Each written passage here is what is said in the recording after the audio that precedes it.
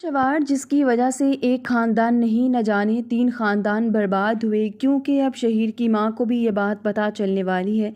आइमा उसकी बीवी तो पहले ही डर चुकी है इस लड़की की हरकतों की वजह से। अभी भी दुरे शवाड़ बास नहीं आती शहीर जो कि अब इससे काफ़ी ज़्यादा तंग आ चुका है और यही सोचता है कि मुझे अब कोई ना कोई इंतहाई कदम उठाना होगा और दुरे शवाड़ के बारे में फ़ैसला करना होगा, क्योंकि मैं जानता हूँ कि दुरे शवाड़ यूँ मुझे सुकून से ज़िंदगी नहीं गुजारने देगी और ना ही वो अपनी सुकून से ज़िंदगी गुजारेगी। इसलिए मुझे अब इसके बारे में फ़ैसला करना ही पड़ेगा।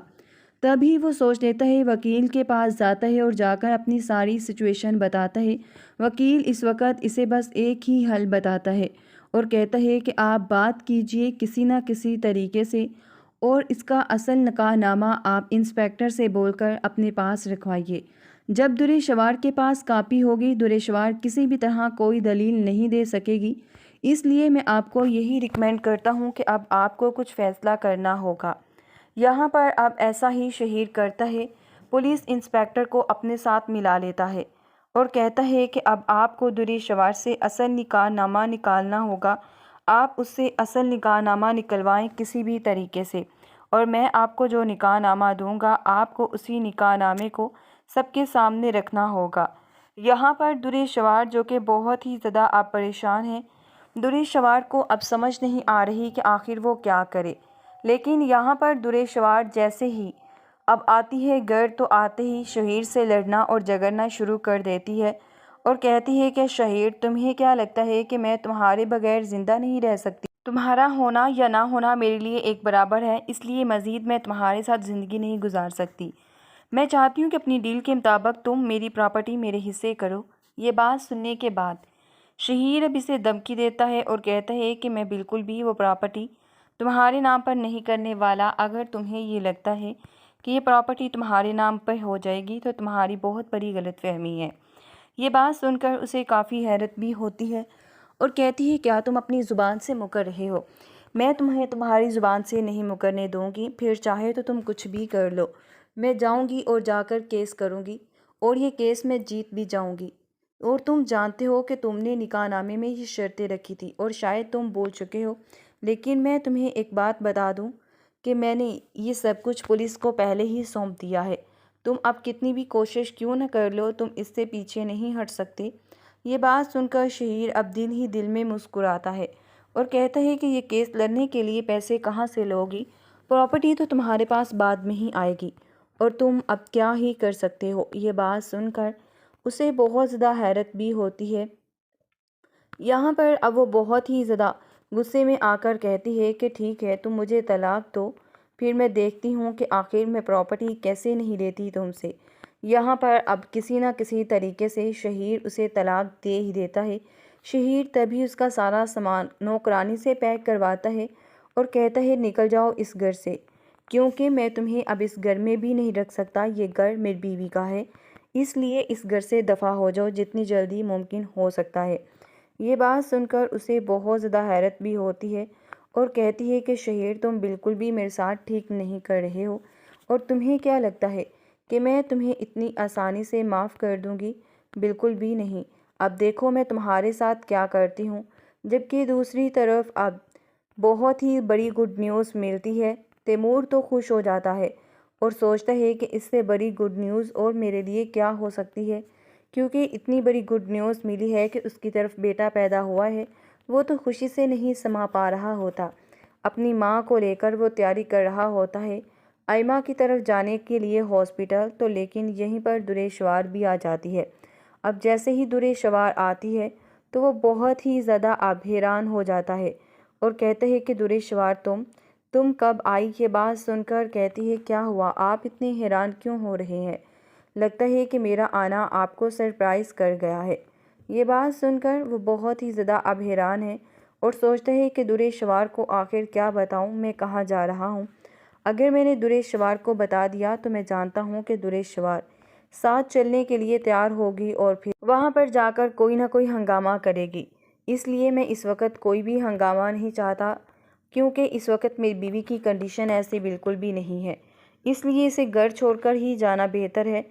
आइमा को वो बहुत ही ज़्यादा अब काम रखना चाहता है یہاں پر درے شوار کو بتاتا ہے اور کہتا ہے کہ درے شوار تم گھر پہ ٹھہرو، میں امی کو لے کر ہاسپٹل جا رہا ہوں ان کا ریگولر چیک اپ کروانے کے لیے۔ یہ بات سن کر اب وہ بہت زیادہ حیران بھی ہے اور کہتی ہے کہ بھائی اچانک امی کا ریگولر چیک اپ کروانا آپ کو کیسے یاد آ گیا؟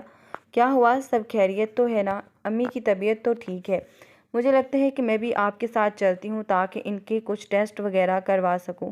یہ بات سن کر یہاں پر اب اسے کافی زیادہ حیرت ہوتی ہے کہ درے شوار کو گھر کو چھوڑ کر جانا بہت مشکل ہے۔ یہاں پر اسے بتاتا ہے اور کہتا ہے کہ دیکھو ابھی میں تمہیں ساتھ لے کر نہیں جا سکتا، تم بات کو سمجھنے کی کوشش کیوں نہیں کر رہی ہو؟ بات کو سمجھنے کی کوشش کرو۔ یہ بات سن کر اب درے شوار تو گھر رہ ہی لیتی ہے، کسی نہ کسی طریقے سے وہ کچھ بھی نہیں بتاتی۔ یہاں پر اب جیسے ہی وہ دونوں جاتے ہیں اپنی ماں کو لے کر، تو وہاں پر ولید بہت ہی زیادہ اب خوش بھی ہوتا ہے۔ ولید کہتا ہے کہ میں جانتا تھا بہت اچھے طریقے سے کہ تم ضرور آؤ گے، لیکن آئمہ بات تک نہیں کرتی۔ یہاں پر اب تیمور اس کے ساتھ ہاتھ جوڑ کر معافی مانگتا ہے اور کہتا ہے کہ میں جانتا ہوں کہ جو ہوا وہ نہیں ہونا چاہیے تھا، کیا تم مجھے معاف نہیں کر سکتی ہو؟ میں شوہر ہوں تمہارا۔ یہ بات سن کر اب اسے کافی زیادہ اب حیرت بھی ہوتی ہے۔ یہاں پر اب وہ کافی زیادہ پریشان ہے۔ یہاں پر اب کہتا ہے کہ دیکھو تم مجھے معاف کر دو، میں جانتا ہوں کہ میں نے بہت غلطیاں کی۔ آئمہ اب کہتی ہے کہ ایک شرط پر تیمور میں آپ کو معاف کر سکتی ہوں، لیکن اگر آپ میری بات نہیں مانیں گے تو میں دوبارہ کبھی بھی آپ کے ساتھ نہیں رہوں گی۔ یہاں پر تیمور سے کہتا ہے کہ ہاں بولو، جو تم کہو گی، جیسا کہو گی ویسا ہی کروں گا۔ اب اسے کہتی ہے کہ تمہاری بہن اس گھر میں نہیں آئے گی۔ اگر تمہاری بہن کو لگتا ہے کہ وہ اس کے باپ کا گھر ہے تو پھر ٹھیک ہے، ہم ایک کام کرتے ہیں کہ ہم علیحدہ گھر میں شفٹ ہو جاتے ہیں، لیکن میں کسی بھی طرح کی ٹینشن اپنے سر پر اب سوار نہیں کر سکتی۔ مجھے پورا یقین ہے کہ آپ اس بات کو سمجھنے کی کوشش کریں گے۔ اب تیمور یہ بات سن کر ایک دم حیران بھی ہوتا ہے اور سوچتا ہے کہ آخر یہ جو کچھ بھی کہہ رہی ہے اس وقت اس کی بات کو ماننا ضروری ہے۔ اگر میں نے اس کی بات کو نہیں مانا تو یہ میرے ساتھ جائے گی بھی نہیں، اتنا تو میں جانتا ہوں آئمہ کو اچھے طریقے سے۔ یہاں پر اب وہ بہت ہی زیادہ پریشان ہے۔ یہاں پر اسے سمجھ نہیں آ رہا، لیکن وہ حامی بھر لیتا ہے اور کہتا ہے کہ ٹھیک ہے، اگر تم یہی چاہتی ہو تو میں یہ سب کرنے کے لیے بھی تیار ہوں، لیکن تم فکر مت کرو، میں آج کے بعد تمہاری اور درے کی کبھی بھی لڑائی نہیں ہونے دوں گا۔ یہ بات سن کر اسے کافی زیادہ اب حیرت بھی ہوتی ہے جب یہاں پر درے شوار کے بارے میں بتاتا ہے کہ درے شوار اس وقت بھی گھر پر موجود ہے، تو یہ بات سن کر اسے کافی غصہ بھی آ جاتا ہے اور کہتی ہے کیا مطلب ہے آخر آپ کی اس بات کا؟ شوار جس کی وجہ سے ایک خاندان نہیں نہ جانے 3 خاندان برباد ہوئے، کیونکہ اب شہیر کی ماں کو بھی یہ بات پتہ چلنے والی ہے۔ آئمہ اس کی بیوی تو پہلے ہی ڈر چکی ہے اس لڑکی کی حرکتوں کی وجہ سے۔ ابھی بھی درے شوار باز نہیں آتی۔ شہیر جو کہ اب اس سے کافی زیادہ تنگ آ چکا ہے اور یہی سوچتا ہے کہ مجھے اب کوئی نہ کوئی انتہائی قدم اٹھانا ہوگا اور درے شوار کے بارے میں فیصلہ کرنا ہوگا، کیونکہ میں جانتا ہوں کہ درے شوار یوں مجھے سکون سے زندگی نہیں گزارنے دے گی اور نہ ہی وہ اپنی سکون سے زندگی گزارے گی، اس لیے مجھے اب اس کے بارے میں فیصلہ کرنا ہی پڑے گا۔ تبھی وہ سوچ لیتا ہے، وکیل کے پاس جاتا ہے اور جا کر اپنی ساری سچویشن بتاتا ہے۔ وکیل اس وقت اسے بس ایک ہی حل بتاتا ہے اور کہتا ہے کہ آپ بات کیجئے کسی نہ کسی طریقے سے اور اس کا اصل نکاح نامہ آپ انسپیکٹر سے بول کر اپنے پاس رکھوائیے۔ جب درے شوار کے پاس کاپی ہوگی، درے شوار کسی بھی طرح کوئی دلیل نہیں دے سکے گی، اس لیے میں آپ کو یہی ریکمینڈ کرتا ہوں کہ اب آپ کو کچھ فیصلہ کرنا ہوگا۔ یہاں پر اب ایسا ہی شہیر کرتا ہے، پولیس انسپیکٹر کو اپنے ساتھ ملا لیتا ہے اور کہتا ہے کہ اب آپ کو درے شوار سے اصل نکاح نامہ نکالنا ہوگا، آپ اس سے اصل نکاح نامہ نکلوائیں کسی بھی طریقے سے، اور میں آپ کو جو نکاح نامہ دوں گا آپ کو اسی نکاح نامے کو سب کے سامنے رکھنا ہوگا۔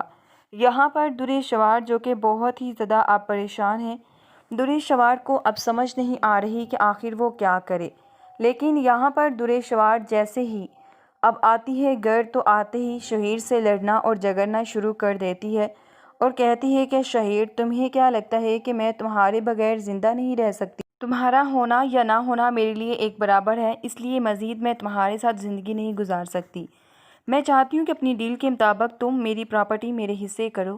یہ بات سننے کے بعد شہیر اب اسے دھمکی دیتا ہے اور کہتا ہے کہ میں بالکل بھی وہ پراپرٹی تمہارے نام پر نہیں کرنے والا۔ اگر تمہیں یہ لگتا ہے کہ یہ پراپرٹی تمہارے نام پر ہو جائے گی تو تمہاری بہت بڑی غلط فہمی ہے۔ یہ بات سن کر اسے کافی حیرت بھی ہوتی ہے اور کہتی ہے کیا تم اپنی زبان سے مکر رہے ہو؟ میں تمہیں تمہاری زبان سے نہیں مکرنے دوں گی، پھر چاہے تو تم کچھ بھی کر لو۔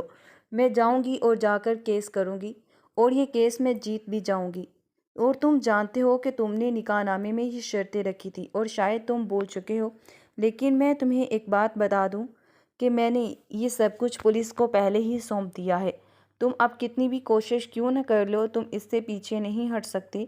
یہ بات سن کر شہیر اب دل ہی دل میں مسکراتا ہے اور کہتا ہے کہ یہ کیس لڑنے کے لیے پیسے کہاں سے لوگی؟ پراپرٹی تو تمہارے پاس بعد میں ہی آئے گی اور تم اب کیا ہی کر سکتے ہو؟ یہ بات سن کر اسے بہت زیادہ حیرت بھی ہوتی ہے۔ یہاں پر اب وہ بہت ہی زیادہ غصے میں آ کر کہتی ہے کہ ٹھیک ہے، تم مجھے طلاق دو، پھر میں دیکھتی ہوں کہ آخر میں پراپرٹی کیسے نہیں لیتی تم سے۔ یہاں پر اب کسی نہ کسی طریقے سے شہیر اسے طلاق دے ہی دیتا ہے۔ شہیر تبھی اس کا سارا سامان نوکرانی سے پیک کرواتا ہے اور کہتا ہے نکل جاؤ اس گھر سے، کیونکہ میں تمہیں اب اس گھر میں بھی نہیں رکھ سکتا، یہ گھر میری بیوی کا ہے، اس لیے اس گھر سے دفع ہو جاؤ جتنی جلدی ممکن ہو سکتا ہے۔ یہ بات سن کر اسے بہت زیادہ حیرت بھی ہوتی ہے اور کہتی ہے کہ شہیر تم بالکل بھی میرے ساتھ ٹھیک نہیں کر رہے ہو، اور تمہیں کیا لگتا ہے کہ میں تمہیں اتنی آسانی سے معاف کر دوں گی؟ بالکل بھی نہیں۔ اب دیکھو میں تمہارے ساتھ کیا کرتی ہوں۔ جبکہ دوسری طرف اب بہت ہی بڑی گڈ نیوز ملتی ہے۔ تیمور تو خوش ہو جاتا ہے اور سوچتا ہے